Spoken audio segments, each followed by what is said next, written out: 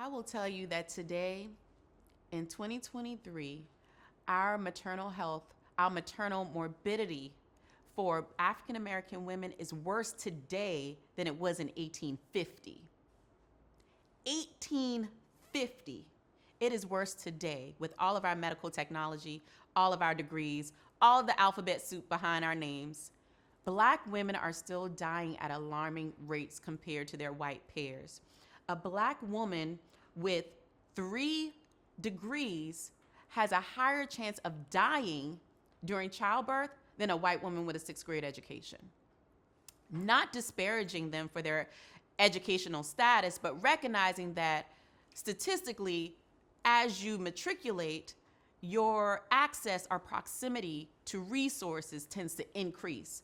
So this Black woman, despite how close she is and despite how accessible high quality care we can presume to be, she still dies.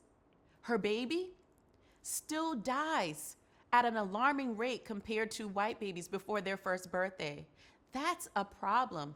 Then we find studies and statistics that tell us that Black babies are 3 times as likely to survive if they have a Black physician. So now we have a race concordance conversation.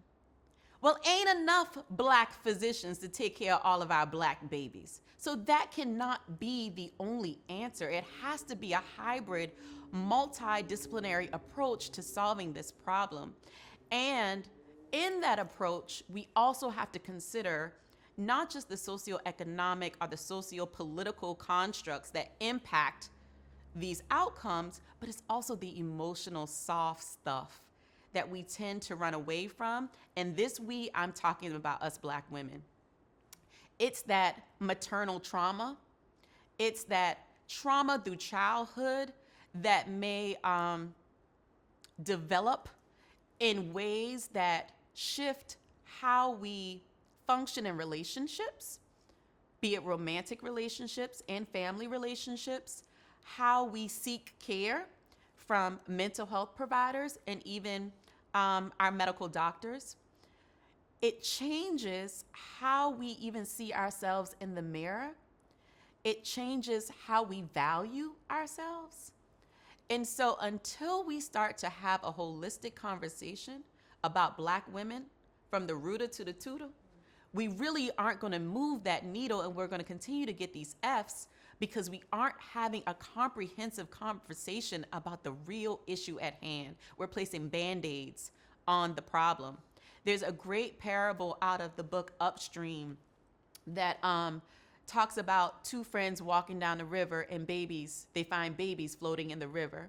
One friend goes to the river and starts pulling out the babies, as many babies as he can get, holding them all in his arms. He looks back and says, "Hey man, where's my friend? Where you going?" And the friend says, "I'm going up on the bridge to see who's throwing in the babies."